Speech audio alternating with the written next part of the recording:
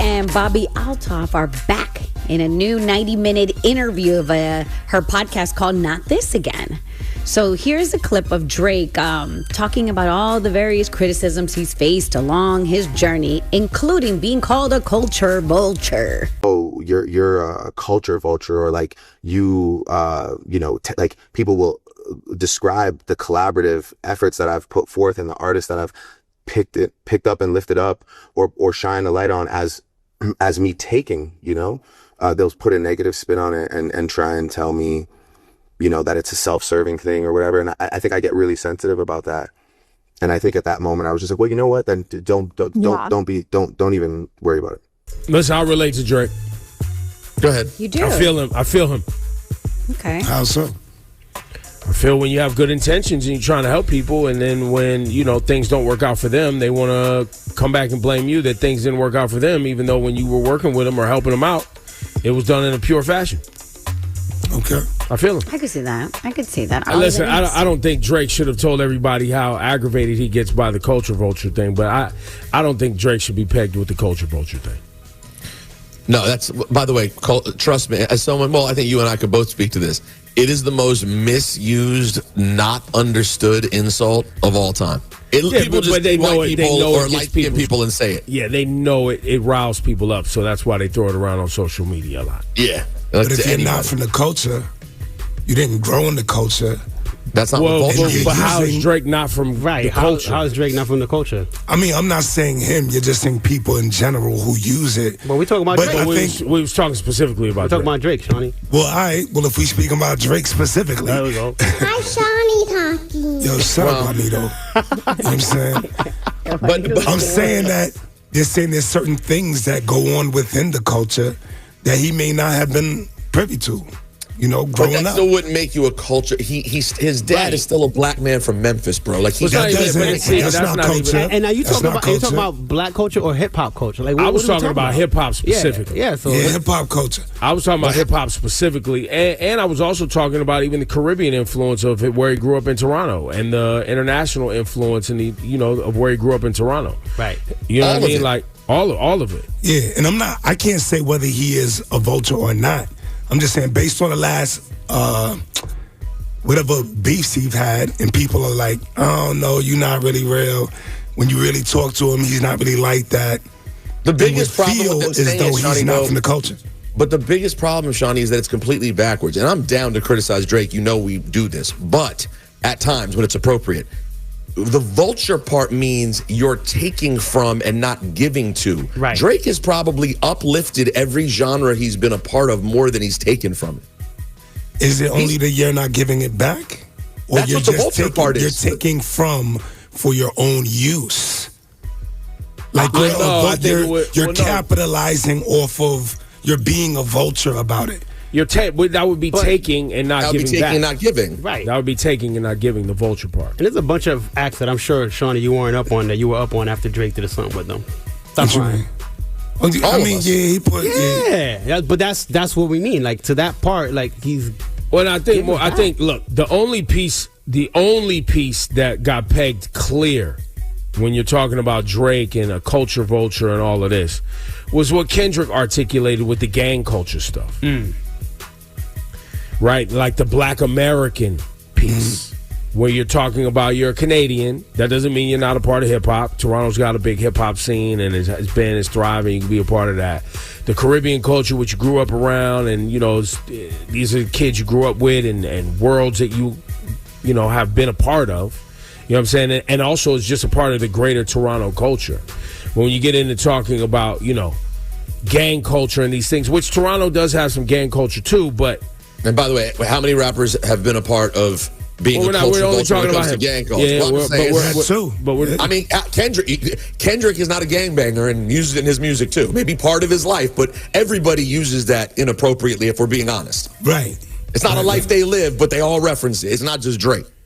So let's just be fair. But I was just talking. I thought the convo was just about Drake. I'm just pointing out that I think it's an inconsistency. But I still maintain I don't think he should be pegged with that. You know what I mean? Like I don't. Which is why I started there, because there's tons of people who co-opt cultural references, languages, and things in music that they don't actually live. Well, here's Drake clapping back at entitled hip-hop journalists. Sounds like Ebro. Me essentially like just recognizing somebody that I never met in my life, that I fully believed in, that I thought was really interesting and I wanted to have an interesting conversation with.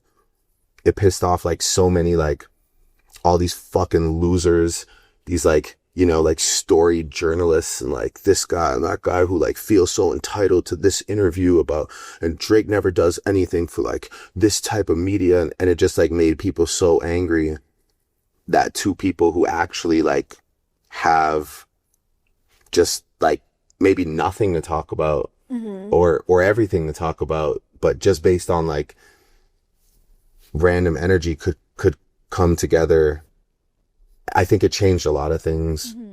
It changed a lot of things like on TikTok. It changed a lot of things like in the streaming world. Like it made people more comfortable to go sit down with somebody that they've never sat down with before, you know, like not to take like overly take credit, but when I do see like somebody, you know, who keeps to themselves, like a Nicki Minaj, like go to like Kai Cenat's house, or like I see, you know, these musicians go to like a guy like Blackboy Max's studio and start making songs with him. Like I feel like we did usher in the idea of just like you can be from two completely different walks of life. Celebrities are not here, that we're like, the goal is not to be like some unattainable dickhead for your whole life, you know, and only to like sit with Zane Lowe while he like asks you like the most like curated and formal questions. No disrespect to him, you know, like, but it's just like, I think we did something that was special. So that's So wait, what did that have to do with me? Nothing. You wanted it to have something to do with me. I was stirring the pot. It did, but now that I heard it was the first time I actually heard the clip. It didn't have anything to do with you. Definitely was Elliott Wilson. Definitely called Elliott Wilson a loser. And that wasn't nice. But he's so frustrating sometimes to listen to. Why? Just like he made it sound like he did this like really brave thing. I will give him credit. I do think that interview was the beginning of some of these random sort of interviews. But like, bro, you didn't. It's not giving a chance to some kid who was standing outside the arena with a microphone. But you know what? Let's go sit down at a coffee shop and talk for an hour. I'm going to change your life. It was already someone who had a hype machine that was building crazy. Well, I don't think he's saying that though. I know, but he made it sound like it was really daring. Unlikely pairings and unlikely conversations. He was saying him and Bobbi Althoff. That's how you say it last. I'm saying it right? Right. You know, because she's popping. I don't want to mess it up. He made that like feel okay for people at his level, I guess is what he said. Which I guess. I mean, I don't know. I think that's partially true. I think he did sort of usher that in. I'm just pointing out it's not as brave or interesting as you think. All of these interviews are people sitting down with other people who have monstrous platforms that reach tons and tons of people. Well, I think you're just being mean to Drake now. That's what I think. No, I'm hearing your answer and just. No, I think you're just hating on Drake like you and Shawnee always do. Wow. Look, I'm being silent, man. I'm just trying to you know? Yo, Shawnee just a minute ago, I tried to say that Drake, he shouldn't be called a culture vulture. Here comes Shawnee jumping in with a whole question. That's true. I'm just saying, even as I'm listening to him laying there. Now here's Drake, trying to say, listen, man, I did something that wasn't being done, and it made people feel okay about it. And here's Rosenberg with the critique. I mean, well, the first clip was. The only thing to really critique here is why are you talking like you're on Buffy the Vampire Slayer? Exactly. Why do you sound like you're on Beverly Hills 90210 when you talk? That's the culture vulture part I think they're talking about. How do you don't know that, Shawnee. No, just the voice. What? The voice. That's not culture vulture.